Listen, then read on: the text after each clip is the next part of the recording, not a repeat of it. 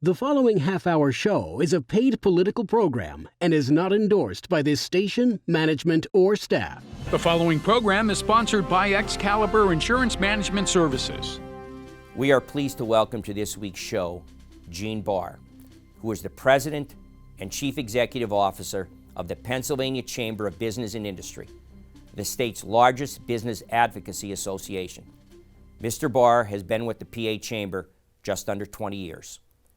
He brings more than 40 years of experience in various facets of government, political, and public affairs activity. He was a graduate of St. Joseph's University in Philadelphia with a baccalaureate degree in political science.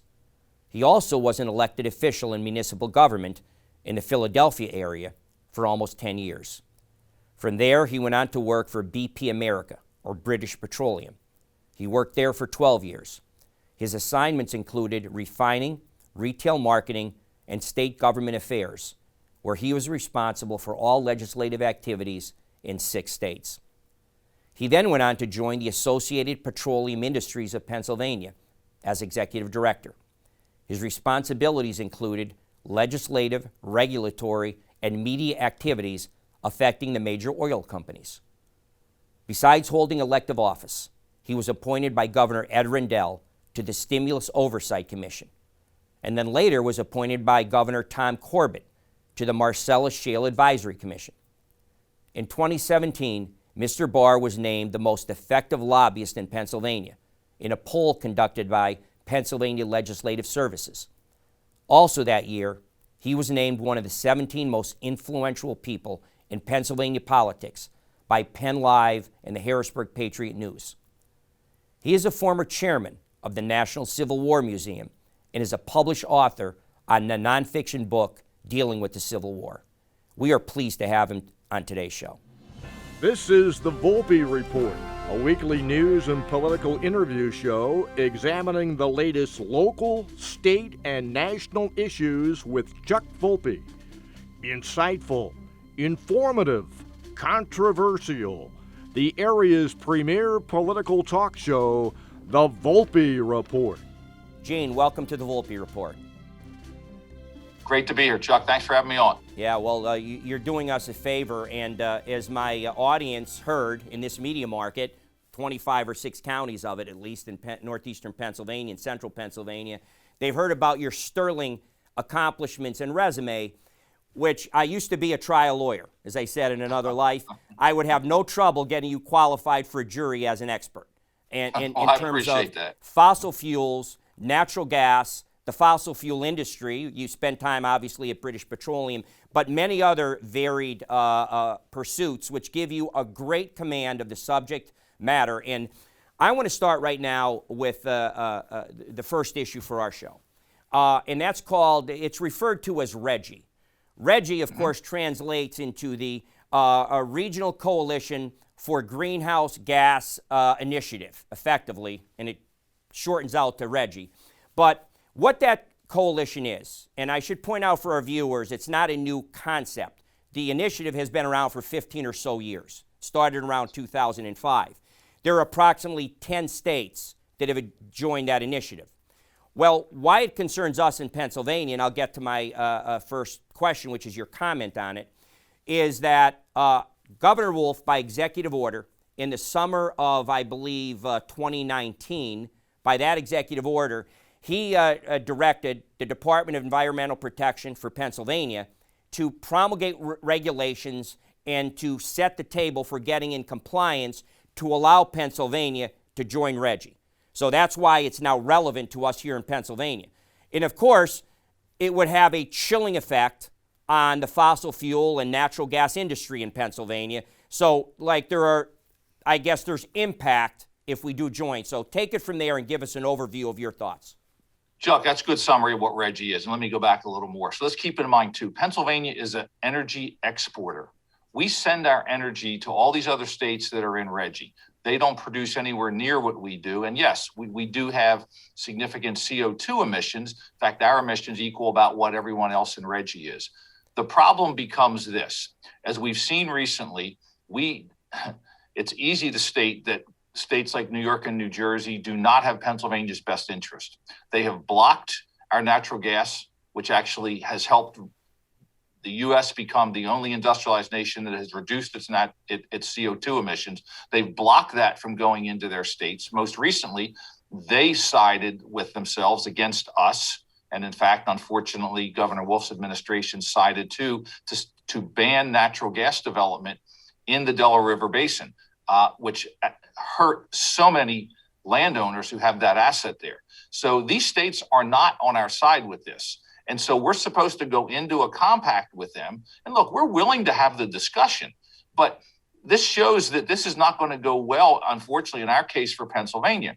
If you look at it from the other side, we've not solved a whole bunch of other issues. If Pennsylvania energy becomes too expensive, what happens? They begin what they call dispatching energy from West Virginia and Ohio, which are not in this compact. In fact, yesterday on a program here for our members, we had President Pro Tem Jay Corman, who talked about RGGI and said, hey, maybe what we ought to do is go talk to Ohio and West Virginia about getting together with them because they're energy producers, and maybe that's the best way of resolving this issue, which is an interesting concept. So, Chuck, you're absolutely right. They don't have our best interest. They're blocking cleaner burning natural gas to the extent that we have a French flag tanker bringing Russian natural gas into Boston Harbor.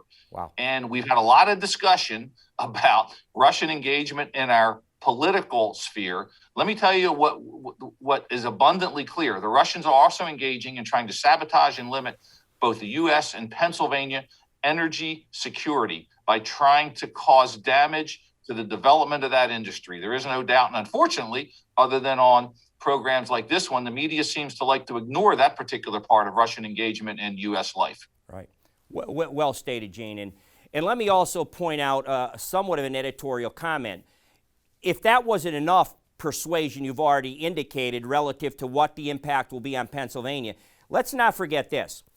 We joined a compact of sorts last year when COVID-19 devastated the whole country and the world, and our governor established what I believe was the most incompetent, grossly negligent shutdown, along with a few other states. Coincidentally, several of those states that our governor, Wolf, modeled his shutdown after are the same ones in that initiative. New York, New Jersey, along with others. In fact, he followed in lockstep with what Governor Andrew Cuomo did in New York as far as the exact same shutdown, the exact same devastation to nursing homes. They were forced to take COVID-positive patients. So how would we trust our governor to stand independently to protect Pennsylvania's rights and interests when he has delegated them strictly to pretty much Governor Andrew Cuomo, who may be getting impeached, by the way, as we speak? Look, that's a real problem. You know, while we've stated, and we have, and it's fair, there was never a COVID-19 playbook.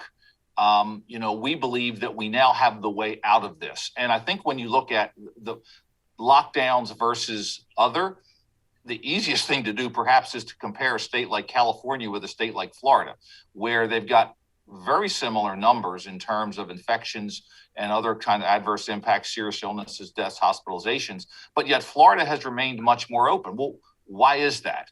Of course, the other thing too, which you have to look at, is all of these states like, Governor Newsom in California, who regularly violate their own lockdown orders, which is, do what I say, not what I do. But just comparing Florida and California and the way the media has vilified Governor DeSantis in Florida is just absolutely incredible. And as you note, Governor Cuomo was a media darling. He's got a book. He's got this. His brother's on CNN and says, with regard to the most recent allegations, well, I can't talk about that. But you can talk about what he did and praise him when he was in the middle of it, when everyone thought he was just the most wonderful thing doing, his reaction to COVID. So yeah, it's incredible, Chuck. We finally have some light at the end of the tunnel with this vaccine distribution.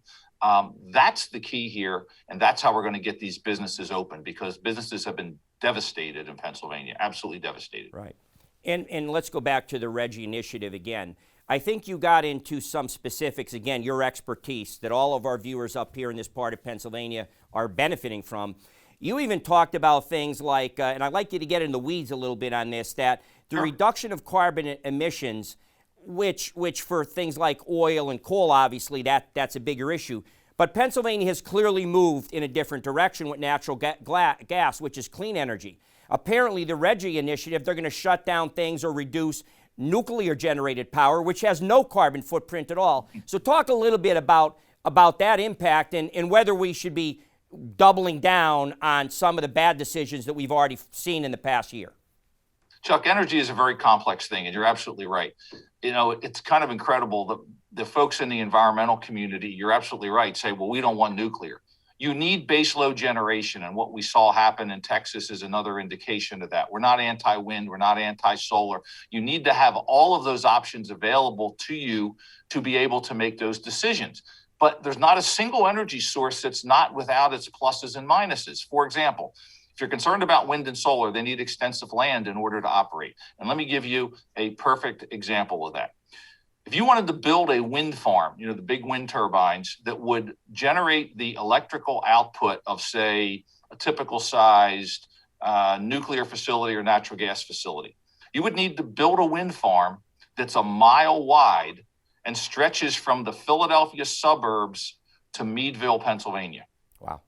And the folks in the wind industry, when I did that a few years ago, acknowledged that's true, but said that's irrelevant. Well, I don't know how it's irrelevant. Wind and solar have a part to play. There's no question about it. But you need baseload. You need backup. And barring some significant battery breakthrough, wind and solar will continue to need that kind of backup.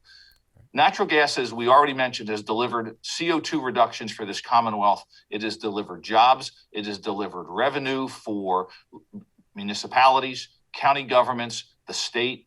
It's continuing to perform. And as I note, these signatories, for example, to the Paris Accord, China and India get a huge break on those things. We've done our job. Do we need to do more? Of course, but I think we're going to do more anyway. But we're going to need to be able to unleash the private sector. Tell us what you're looking to do, and we'll find a way to do it. We don't need government being so prescriptive to say you're going to use technology A and not technology B. And in my career, I've seen that so many times. Once you embed a technology in, it's really hard to get that out once it's proven to be inefficient. Sure. And to close the area, and again, I'm going to try for our viewers not to get too far in the weeds, and you've done a wonderful job, Gene, simplifying these complex things. The other part of the initiative is a system that they refer to as cap and trade. Right. And you know, effectively, obviously, capping our emissions in Pennsylvania. And then you'd be kind of dependent on the initiative coalition to what you can barter at auctions with other states and other companies to buy some of the energy you might need. And again, you're putting your fate in the hands of Governor Andrew Cuomo in New York and Murphy and others.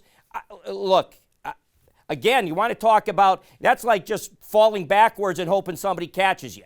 And you have no indication that they're going to catch you. So again, a comment on that.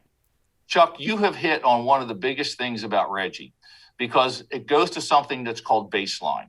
If you're going to say, okay, you're going to have to cut X percent from what?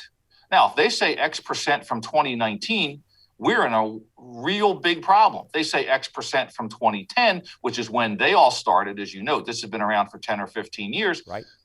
That's a different situation. They've had a leg up on us because they've been doing this for, and keep in mind, we generate the electricity for them. So if they say you have to cut the same percentage we've cut, but you get to do it after you've made all your other cuts, that's fundamentally unfair. Right. So which year we pick for that baseline that we're talking about is incredibly important for this discussion. Right. Well stated again, Gene. We're going to take a quick break, and when we come back, we're going to talk about a bill that passed the House of Representatives. That's in Washington, the United States Congress. It's called the PRO Act, and would greatly expand in favor of organized labor and their ability to organize, which all sounds good until you look at the fine print of the bill and see what impact it's going to have on the private sector, on businesses, and all that. So we'll be right back. Greene County in southwestern Pennsylvania had to raise taxes this year for the first time in a decade, and it could be the start of a troubling financial trend for 32 other Pennsylvania counties, where thousands of natural gas wells promising billions of dollars have been drilled.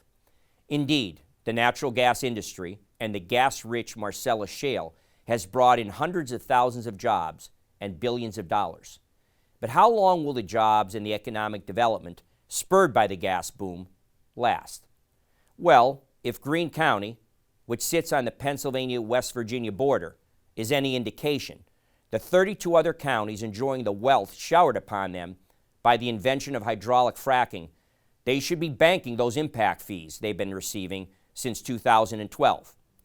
According to a published report, Greene County blew through more than $37 million since it started receiving the impact fees paid on the number of wells that exist in Greene County, nearly 1,200 at last count.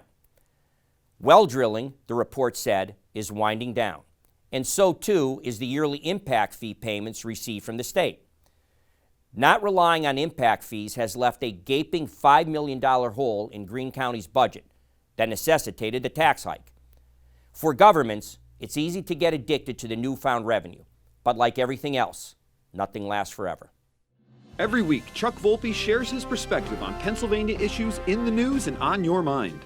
From new laws being introduced in Harrisburg and Washington to government spending and even local controversies, hear how they affect us in Northeast and Central Pennsylvania. Catch Volpe's views every Tuesday on the Fox 56 News, first at 10.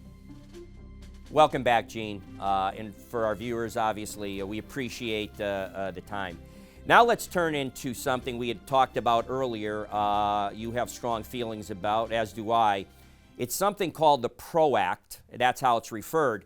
That's a bill that passed the House of Representatives of the United States. It's a Washington issue, but because it deals with labor relations, it affects, obviously, the whole country. It affects Pennsylvania.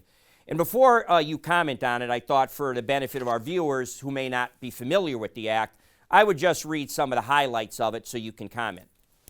And this is from congress.gov. It's pretty accurate as far as summarizing the act.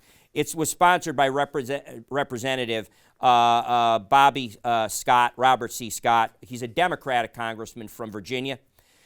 Sits on, obviously, the House Education and Labor Senate, the House Committee, that is. It's actually H.R. 842. It's referred to specifically as Protecting the Right to Organize Act, and that's where you get the PRO from.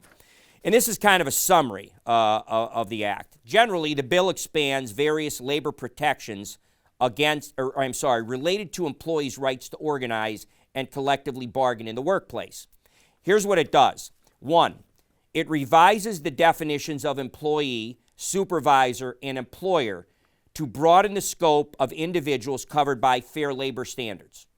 2, it permits labor organizations to encourage participation of union members in strikes initiated by employees represented by a different union. So now they're going to be able to participate in strikes that have nothing really to do with them. And 3, and by the way, that's referred to as secondary strikes. 3, it prohibits employers from bringing claims against unions that conduct such secondary strikes. And then it goes on a little bit further. It gives, obviously, whistleblower protection to any attempt by employers to dissuade organization in the workplace. It provides information about potential violations to enforcement agencies. It involves participating in enforcement proceedings. It's initiating a proceeding concerning an alleged violation or assisting in such a proceeding, and it covers refusing to participate in an activity the employee reasonably believes is in violation of labor laws. One other thing it does, which is amazing to me, Gina, and then I'm going to let you comment, is effectively it would make it illegal under federal law for employers who are dealing with a strike to bring in replacement workers. That becomes a federal violation. Well, of course, for those types of companies that need to get product to market, that would give the union effectively the power to bankrupt employers. You want to talk about an unfair bargaining position? In other words, accede to our demands or else is what we're dealing with. So take it from there. Wow. Where do we start with this? Because, of course, what the Congress put out there makes it sound like the most wonderful bill ever. It sounds like what I read in the Philadelphia Inquirer that didn't mention any of the incredible negatives. This bill would upend decades of labor law and regulation and precedent in this country. And look, let's start from this basis. I'm not anti-union. I think people should have that ability when they're in the appropriate job occupation in order to form unions. There's no question about it. I worked at an oil refinery. I actually did labor relations for a while. My grandfather was a union carpenter. My uncle chaired the grievance committee. My dad worked in the refinery. And yeah, we had shutdowns where we had to bring in order to run a 175,000 barrel per day refinery down outside Philadelphia, had to bring people in to run that because a union decided not to accept the terms. You're absolutely right. That would bankrupt and put a huge disruption into energy. Let's talk about some of the other things that unfortunately too many in the media don't want to talk about that are in this bill. For example, unions right now win typically more than 70% of elections that they're engaged in. So this seems to be a solution in terms of a problem. If a union wants to come in and organize, Chuck Volpe manufacturing, what Chuck Volpe has to do, he is required to turn over employee names, addresses, phone numbers, and emails. And if I work for Chuck Volpe and I say, Chuck, I don't want you turning over my personal information, you say, sorry, too bad. Federal law states that I must do it. That's what happens if this bill passes the Senate and is signed by Biden, which is almost guaranteed, no problem that he would do. That part never gets mentioned as part of any of this. This is an incredible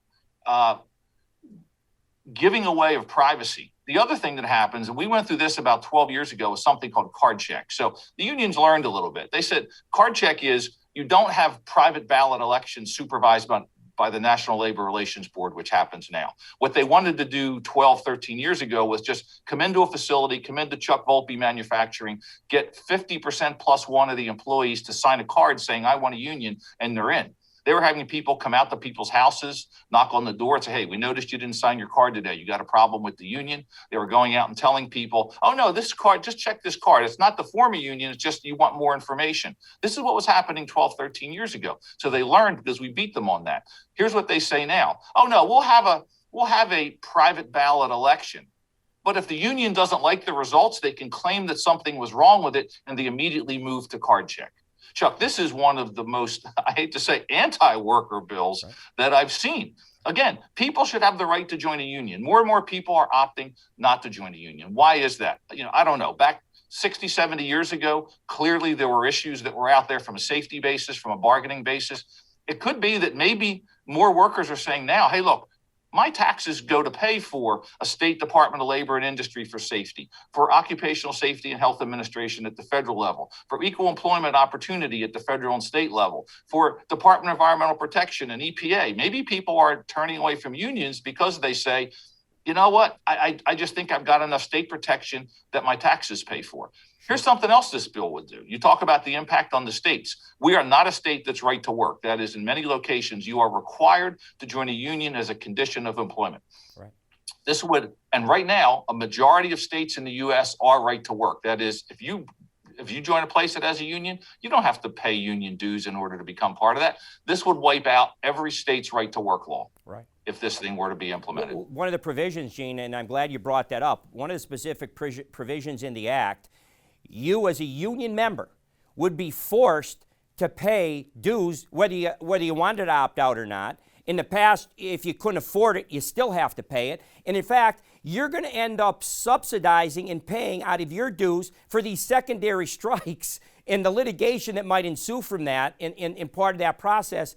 And to me, that's like, it may not affect your employer, your employment workplace, or anything you care about, but you're going to end up helping finance other union actions, and you have no right to object or to opt out of it. You're going to have to pay for all that, which again is anti-worker to me, but... That's exactly right. And also, let's say the union's in there for 2 or 3 years and you decide, well, this union is terrible. They're not doing anything for us. You're not allowed to decertify the union, which is a way of getting it out of the workplace. Right. This is just a blatant giveaway that, unfortunately, the Democrats have done for the people, I hate to say it, who basically finance their elections. And every Democrat House member here in Pennsylvania voted for it. One Republican, Brian Fitzpatrick, actually, unfortunately, was the only Republican co-sponsor of the bill. If this goes up in the Senate, and I firmly hope that it never does see the light of day there. We know that Senator Toomey is against it. unfortunately, Senator Casey has already expressed his strong support for the bill. So I'd encourage people to let Senator Casey know they really don't want to see him voting yes on what all of us believe is an anti-worker bill. Agreed. And you know, one of the things, again, my viewers often hear me say timing in life is everything. This is about to occur at a time when the private sector, and the public sector for that matter, coming out of COVID-19, small businesses, the engines that drive our economy, have been devastated. And larger, mid-sized businesses have been devastated. So now you're going to face them with potentially another burden that they have to now deal with. So you know, a lot of this COVID-19 money, to me, I've said it, I've called it somewhat of a Trojan horse. They're using that almost as the Trojan horse to sneak in behind it stuff that is going to have long-term devastating impact long after the much-needed COVID-19 relief money is spent, Gene. Chuck, you're exactly right. And let me focus on something you said, which is the impact on small to medium-sized companies. Going back 13 years ago when we fought card check, a lot of my larger members said, not really an issue for us. We're unionized. We've learned to deal with it. So the big guys have kind of learned to deal with this. Who are the targets? The targets are that mid-sized Chuck Volpe manufacturing that might have a couple hundred employees. It's not the giant, Fortune 100 company anymore, by and large. So this really is. And, as you note, as we're struggling to come out of this, an analogy I use, particularly when people are talking about mandating $15 an hour and all kinds of other mandates on these restaurants and small businesses struggling, it's kind of like there's been a shipwreck and these poor businesses are hanging onto the side of the lifeboat and government officials are beating them over the head with the oars. That's the analogy that I'm using with this bill and many others. It sounds an awful lot like my analogy is when you have a drowning person, instead of throwing them a life preserver, you throw them an anchor. That's what we're doing. We're throwing a lot of anchors out these days, Chuck, unfortunately. Yeah, well, Gene, believe it or not, like we talked about, our half hour has blown through.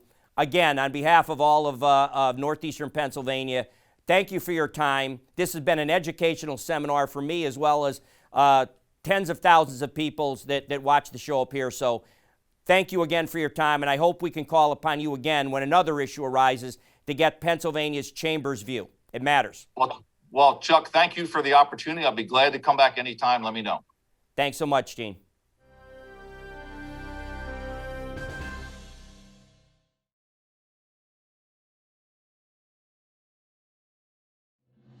Every week, Chuck Volpe shares his perspective on Pennsylvania issues in the news and on your mind. From new laws being introduced in Harrisburg and Washington to government spending and even local controversies, hear how they affect us in Northeast and Central Pennsylvania. Catch Volpe's views every Tuesday on the Fox 56 News, first at 10.